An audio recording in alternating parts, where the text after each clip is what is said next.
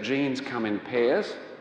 And let's look at the situation of ordinary pussycats. When I went to Canada, a very cold place, the first time, I noticed that all of the cats, they look pretty much the same as the pussycats in Brisbane houses, except Canada's a very cold place and these cats all had thick, fleecy fur. Now, do I think that the difference is that God created the cats in Canada with thick, fleecy fur and he created the cats in Brisbane differently? No, I don't. I believe that they got their differences most likely from adaptation to the cold through natural selection. And many people would say, haven't you just given away the store? No, I haven't, and you'll see why.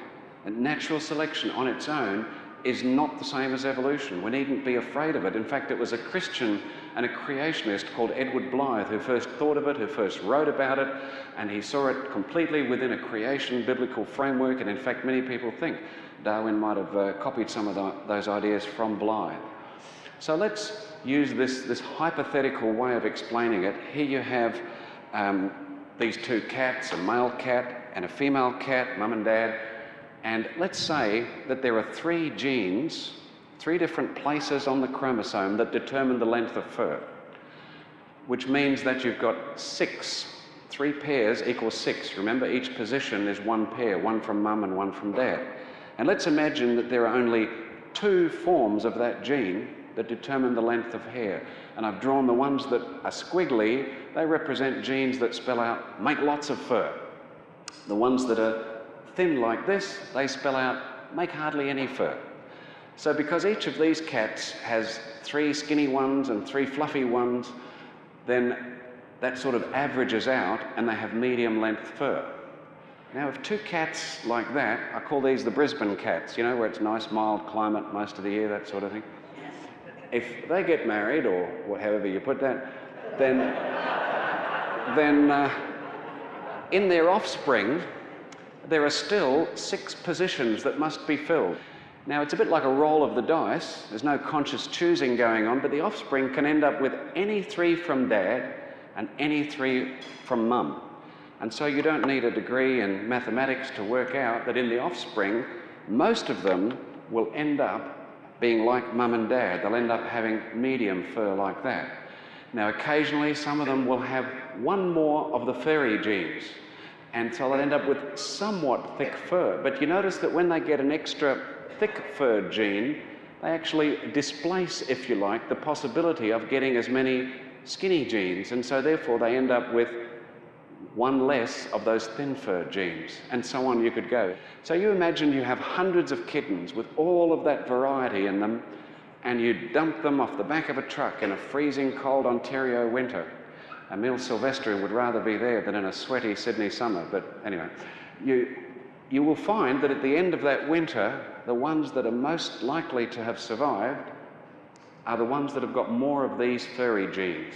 The next generation, you'll have kittens or cats running around looking more like that. And so the chances of the next generation after that inheriting furry genes is much, much higher.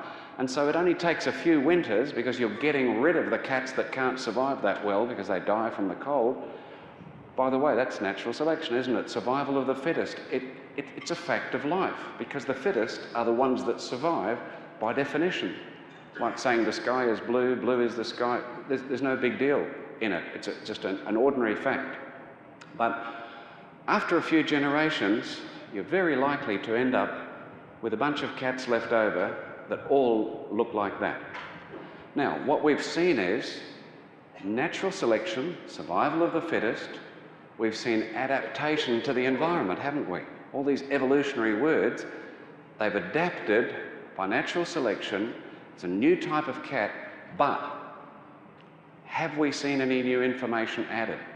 Let me just stress again the importance of this information thing. You see, in the evolutionary story, once upon a time there was a world in which there were living things, but there were no lungs. Lungs had not evolved yet, which means there was no information coding for lungs anywhere in the universe, in the biosphere. It had to be written by this evolutionary process. Then later on, there was a time in which there were lungs, but there were no wings yet, no feathers. They hadn't evolved yet. And so the whole evolutionary process, no matter how much information goes up and down, in a net sense, it demands a massive addition of this information. Therefore, it requires, by definition, a process which is in principle capable of doing that. And so if someone shows you a process like this and uses that as an example of evolution, can you see why it's not only irrelevant, it's the opposite of what's required from evolution? Because what's actually happened?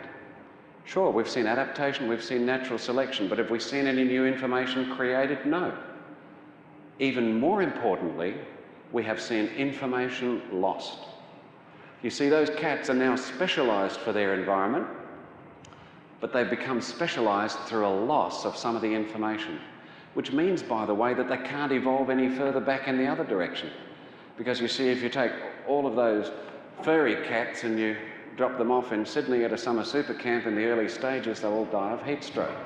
Isn't that right? Well, you see the point. You've actually thinned out the information, you've made it less flexible, and can you see how important it is, if God is creating creatures to survive, multiply, fill the earth, to slow down, if you like, the rate of extinction in a decaying, fallen world, it's very important that he gives them a variety of information to begin with so that they can adapt by natural selection in both directions. Some of them will be able to adapt to hot climates, some to cold climates. But the more that adaptation happens, the more specialised things become, the less change you can get from then on.